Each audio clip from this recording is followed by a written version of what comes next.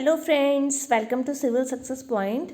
आज हम हिंदी का सेकंड टेस्ट करेंगे जिसमें मैं आपको स्वर के उच्चारण स्थान बताऊंगी। ठीक है, तो उच्चारण स्थान के क्वेश्चंस करने से पहले आप जो है उच्चारण जो है अच्छे से समझ लीजिए कि किस स्वर का उच्चारण जो है कहाँ से होता है। ठीक है, तो पहले मैं आपको ये चीज़ समझा देती हूँ, उसके बाद आप जो है एमसीक्यूज़ में उनको करना। ठीक है, तो ध्यान से देखिए, जो अ और आ होता है, शुरू के जो दो होते हैं, दो स्वर होते हैं, इनका जो स्थान होता है, उच्चारण स्थान होता है, वो होता है कंठ। ठीक है, आपको ये रटने की जरूरत नहीं है, आप जैसे याद करेंगे अ आ ई उ री, फिर ए आई ओ औ, आपको ये सीरीज में जो याद है उसी तरह से आपका जो कंठ है, कंठ से आप ऊपर आते जाइए। ठीक है, कंठ के बाद तालु, ठीक है, तालु के बाद ओष्ठ, ठीक है, और री का जो उच्चारण स्थान होता है वो मूर्धन्य होता है। ठीक है, तो मैं आपको लिख करके बता देती हूँ, अ और आ का जो उच्चारण स्थान है वो कंठ है। ठीक है, उसके बाद क्या आता है, उसके बाद आता है ई और ई। ठीक है, ई और ई का जो उच्चारण स्थान होता है वो होता है तालु। ठीक है, तालु जो है ई और ई का जो है उच्चारण स्थान होता है। उसके बाद आते हैं हम ऊ और ऊ पे। ठीक है, ऊ और ऊ का जो उच्चारण स्थान होता है वो क्या हो जाएगा, वो हो जाएगा ओष्ठ यानी कि होंठ। ठीक है, तो ऊ और ऊ का जो उच्चारण स्थान है वो होता है ओष्ठ। ये आपको बोल करके भी, उच्चारण करके भी पता चल सकता है। ऊ और ऊ का उच्चारण आप अभी खुद करिए, आपको पता चलेगा जो आपका उच्चारण हो रहा है उसमें ओष्ठ का ज़्यादा प्रयोग हो रहा है, यानी कि होंठ का ज़्यादा प्रयोग हो रहा है। उसके बाद आता है री। ठीक है, री का जो खाली एक ये स्वर है जिसका जो उच्चारण स्थान है वो है कौन सा, मूर्धा या मूर्धन्य इसको कहते हैं। मूर्धा किसको कहते हैं, मुंह के भीतर का आगे वाला भाग जो होता है वो मूर्धा कहलाता है। तो सिर्फ खाली एक स्वर री है जिसका स्थान मूर्धा है। ठीक है, उसके बाद ए और आई और ओ और औ, इनसे ज़्यादा क्वेश्चन बनते हैं, ए आई और ओ और औ। ठीक है, अब देखिए ए और आई, ए और आई, इसका जो उच्चारण स्थान है वो है कंठ तालव्य। मैंने आपको बताया ना, अ और आ क्या, कंठ। ठीक है, उसके बाद ई और ई तालव्य। ठीक है, तो उसी तरह से जब ए और आई का नंबर आएगा तो उसमें आप कंठ और तालु को जोड़ देंगे, कंठ तालव्य। ठीक है, कंठ और तालु ऐसे भी करके कुछ जो है ऑप्शन आता है, कंठ और तालु लिखा रहता है, या तो फिर साथ में लिख दिया जाता है कंठ तालव्य। ठीक है, तो इसका जो उच्चारण स्थान होगा वो होगा कंठ तालव्य। ठीक है, तो इसको आपको ध्यान रखना है। उसके बाद आता है लास्ट में ओ और औ। ठीक है, ओ और औ का जो उच्चारण स्थान होता है उसके बाद आप किसको जोड़ देंगे, कंठ और ओष्ठ को। ठीक है, तो इनका उच्चारण स्थान हो जाएगा कंठ ओष्ठ्य। ठीक है, तो एक बार दोबारा से रिवाइज कर लेते हैं। अ और आ का जो उच्चारण स्थान है वो है कंठ्य, ई और ई का उच्चारण स्थान है तालव्य, ऊ और ऊ का उच्चारण स्थान है ओष्ठ यानी कि होंठ, और री का जो सिर्फ एक सिंगल स्वर है जिसका उच्चारण स्थान मूर्धन्य है। उसके बाद ए और आई में जब आएंगे तो आप कंठ और तालु को जोड़ेंगे, कंठ तालव्य उसका उच्चारण स्थान होगा, और ओ और औ का जो उच्चारण स्थान होगा वो होगा कंठोष्ठ्य यानी कि कंठ और ओष्ठ। ठीक है, ये तो हो गए आपके स्वर के उच्चारण स्थान। ठीक है, उसके बाद मैं आपको एक चीज़ और बताती हूँ। एक क्वेश्चन और बनता है कि कोई आपको स्वर दे दिया जाएगा और पूछा जाएगा ये सघोष है या अघोष है। ठीक है, अब बात करते हैं, चलो ये मैं आपको क्वेश्चन में बताऊंगी जब क्वेश्चन आएगा।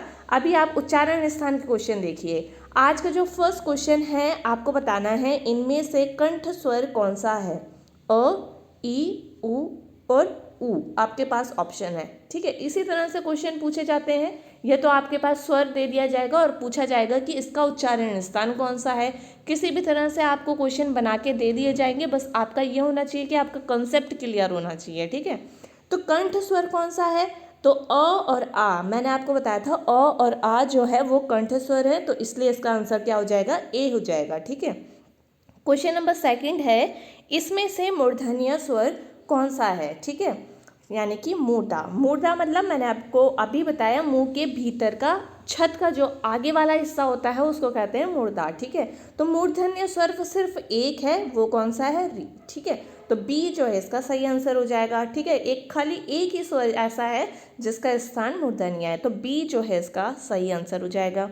ठीक है, फिर थर्ड क्वेश्चन आता है, इनमें से कंठ्य स्वर कौन सा है? आपके पास ऑप्शन है ई, बी आ, सी ऊ और डी रे। तो इसमें से कंठ्य स्वर कौन सा है? इन ऑप्शंस में आ जो है कंठ्य स्वर है। ठीक है, जो जिसका उच्चारण स्थान क्या है?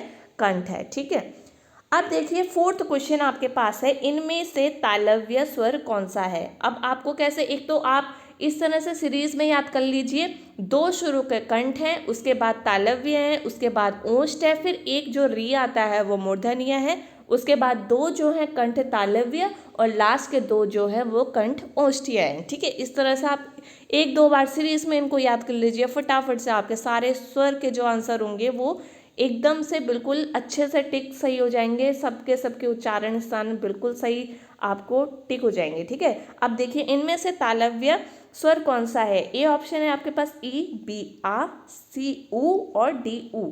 ठीक है, तो इसमें से तालव्य कौन सा हो जाएगा? ई हो जाएगा। ठीक है, तो ए जो है इसका बिल्कुल सही आंसर है। ठीक है, उसके बाद फिफ्थ देखिए, इनमें से ओष्ठीय स्वर कौन सा है? ठीक है, तो ओष्ठ का नंबर कब आएगा? तालव्य के बाद। ठीक है, तो ए, ई, बी ई, सी अ और डी ऊ। तो देखिए इसमें से ओष्ठीय यानी कि ऊ और ऊ मैंने बताया था आपको, उच्चारण करके भी देख लीजिए, तो ऊ जो है क्या है? ओष्ठीय स्वर है। ठीक है, तो डी जो है इसका सही आंसर है। ठीक है, उसके बाद देखिए सिक्स्थ है, इनमें से कंठ तालव्य स्वर कौन सा है? ठीक है, आपके पास ऑप्शन है ए आई, बी ई, सी अ और डी रे। ठीक है, तो इसमें से जो कंठ तालव्य है वो है आई। ठीक है, तो ए जो है इसका सही आंसर हो जाएगा। क्वेश्चन नंबर 7 देखिए, इनमें से कंठस्थीय स्वर कौन सा है? आपके पास ऑप्शन है ए अ, बी ई, सी ओ और डी ऊ। ठीक है, तो कंठस्थीय कौन सा होगा? ओ और औ जो हैं वो कंठस्थीय हैं, तो इसमें ओ आपको दिख रहा है, तो सी जो है इसका सही आंसर हो जाएगा। ठीक है, अब देखिए कुछ क्वेश्चन इस तरह से आते हैं कि आपके पास ऑप्शन इस तरह से होंगे, आपके पास स्वर दिए जाएंगे और पूछा जाएगा इसकी विशिष्टता क्या है या विशेषता क्या है। अब देखिए आपके पास री है। ठीक है, री क्या है? री स्वर की विशिष्टता आपको बतानी है। ठीक, अब देखिए री मैंने आपको बताया था मूर्धन्य। ठीक है, री एक सिंगल स्वर है जो कि जिसका उच्चारण स्थान मूर्धन्य है। ठीक है, तो ये दो तो ऑप्शन जो है पहले ही गलत हो जाते हैं। ठीक है, आपके पास कौन सा बचेगा? अब ए और बी, दो में आपको मूर्धन्य दिख रहा है। ठीक है, उसके बाद अब आपको पहचानना है कि जो स्वर हैं वो सघोष होते हैं या अघोष होते हैं। अब देखिए पहले वाले में आपको अघोष दिख रहा है और दूसरे वाले में आपको सघोष दिख रहा है। ठीक है, तो देखिए जितने भी स्वर होते हैं, ठीक है, वो सारे के सारे सघोष होते हैं। अब सघोष का अर्थ क्या होता है? जिनके उच्चारण करने में उन स्वर तंत्रियों में कंपन पैदा होता है उनको क्या कहते हैं? सघोष कहते हैं। और अघोष के कौन से होते हैं? जिनमें हम जब उच्चारण करते हैं तो जो स्वर तंत्रियाँ होती हैं उनमें कंपन नहीं होता है। ठीक है, अभी मैंने आपको बता दिया है कि सघोष कौन से होते हैं, अघोष कौन से होते हैं, पर होता ये है कि काफ़ी टाइम बाद फिर से आप इन सब में कंफ्यूज हो जाओगे कि अघोष कौन से थे, सघोष कौन से थे, स्वर सघोष होते हैं या अघोष होते हैं, इनमें बहुत कन्फ्यूज़न हो जाता है अगर आप थोड़े टाइम बाद फिर से इनको सॉल्व करोगे। तो इसलिए आपको ध्यान देना है कि स से स्वर और स से सघोष। ठीक है, तो ऐसे याद हो जाएगा आपको कि सारे जो स्वर होते हैं वो सघोष होते हैं और री जो है वो क्या है? ह्रस्व स्वर है। ये मैंने आपको कल बता दिया था, तो बी जो है इसका सही आंसर हो जाएगा। तो इस तरह से आपको इनको सॉल्व करना होता है, एक एक ऑप्शन को ठीक से पढ़ के। ठीक है, अब देखिए 9th क्वेश्चन है आपके पास, ओ स्वर की विशिष्टता है। ठीक है, अभी मैंने आपको बताया था ओ और औ जो होते हैं वो क्या होते हैं? कंठोष्ठीय होते हैं। ठीक है, तो कंठोष्ठीय देखिए किस में है? इसमें तो सिर्फ आपको एक में ही दिख रहा है। ठीक है, उसके बाद ओ और औ क्या है? वो आपको पता है दीर्घ स्वर होते हैं, क्योंकि 4 ही जो है ह्रस्व स्वर होते हैं, बाकी जो 7 होते हैं वो क्या होते हैं? दीर्घ स्वर होते हैं। तो कंठोष्ठीय और दीर्घ। और एक और बात आपको ध्यान रखनी है कि जो सारे के सारे स्वर होते हैं वो क्या होते हैं? अल्प प्राण होते हैं। ठीक है, अल्प प्राण, प्राण का मतलब क्या होता है? यहाँ पर प्राण का मतलब होता है वायु। ठीक है, अल्प प्राण का मतलब होता है कि जब हम कोई भी स्वर का उच्चारण करते हैं तो हमारे फेफड़ों से कम जो वायु होती है, जो सांस होती है, उसकी मात्रा कम होती है। अल्प का मतलब, अल्प से देखिए, अल्प का मतलब कम, प्राण का मतलब वायु, ठीक है।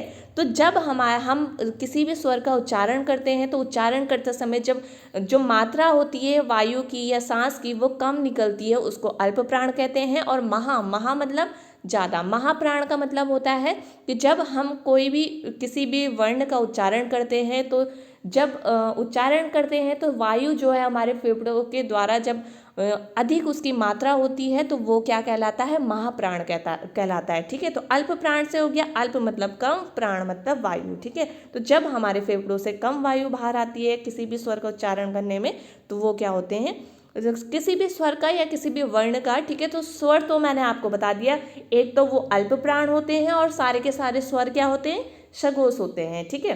तो ये चीज़ें आपको ध्यान रखनी है, इसलिए इसका जो फर्स्ट ऑप्शन है वो सही हो जाएगा, ठीक है। कंठोस्थ, अल्पप्राण और दीर्घ। इसी तरह से देखिए आपको कहीं क्वेश्चन देखने को मिलेंगे, आपको एक ही स्वर की या एक ही वर्ण की विशिष्टता दे दी जाएगी ऑप्शन में, और आपको अच्छे से उसे पहचानना होता है कि इसका कौन सा जो आंसर है वो अप्रोप्रिएट होगा, ठीक है।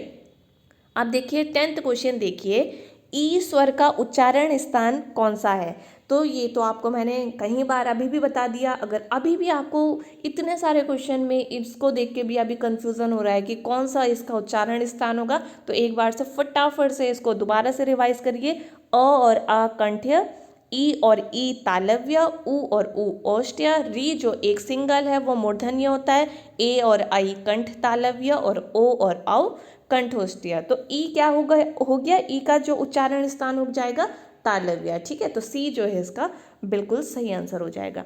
एक कल के टॉपिक में मैंने आपको बताया था संवृत, विवृत, अर्ध संवृत, ठीक है, और अर्ध विवृत। तो देखिए एक मुझ पे कमेंट आया था कि जो संवृत होते हैं वो ई उ होते हैं। तो ये आपका कहना बिल्कुल ठीक है। देखिए संवृत जो है यहाँ पर देखिए आपके पास ई उ और उ है, ठीक है। ई और उ चारों ही संवृत हैं। पर अगर आपके पास खाली अगर ऑप्शन जो क्वेश्चन अर्ध संवृत बन करके आ रहा है तो फिर आप ई और ऊ नहीं लिखेंगे, ठीक है। ई और जो ऊ बड़ा है उसको टिक नहीं करेंगे। अर्ध संवृत जो होते हैं ई और ऊ ही होते हैं। अगर आपके पास संवृत पूछा जाए और उसमें 4 ऑप्शन ऐसे हैं, 4 ऑप्शन अलग हैं, 4 ऑप्शन कोई और हैं, तो आप तब जा कर के ई ऊ को टिक कर सकते हैं। ऐसा भी क्वेश्चन आया हुआ है, ठीक है। तो इस चीज़ को आपको बिल्कुल अच्छे से करना है। इस चार्ट को आप अपना भी बना लीजिए, अपने कॉपी में बना लीजिए। आप क्या करेंगे देखिए, ऊपर लिखेंगे अग्र स्वर, मध्य स्वर और पश्च स्वर, ठीक है। इधर लिखेंगे आप कॉलम में संवृत, अर्ध संवृत, अर्ध विवृत और विवृत, ठीक है। अब देखिए संवृत जो है वो कौन से हो जाएंगे, ई और ऊ हो जाएंगे। अर्ध संवृत ई और ऊ हो जाएगा। अर्ध विवृत क्या हो जाएगा, ए अ ओ और अ, ठीक है।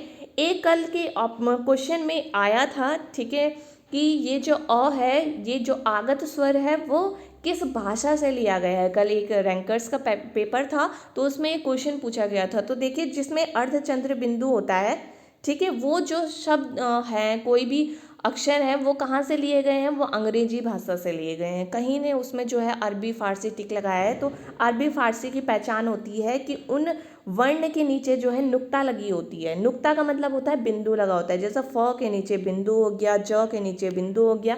ये पहचान होती है अरबी और फारसी की, ठीक है। तो जिसके नीचे नुक्ता लगा होता है वो अरबी फारसी के होते हैं, और जिनमें अर्धचंद्र बिंदु होता है वो अंग्रेजी से लिए गए हैं। जैसे कॉलेज हो गया, कॉलेज को आप लिखे, कॉलेज को आप हिंदी में लिखिए। हिंदी में कैसे लिखेंगे आप कॉलेज, कॉलेज ऐसे लिखा जाएगा। कैसे लिखा जाएगा, ऐसे लिखा जाएगा कॉलेज, ठीक है। सॉरी लिखिए, सॉरी, सॉरी कैसे लिखा जाएगा, सॉरी, ठीक है, ऐसे लिखा जाएगा। ओ नहीं लगा सकते आप, तो वो तो सॉरी हो जाएगा, ठीक है। तो ऐसे लिखा जाएगा अर्धचंद्र बिंदु, ठीक है।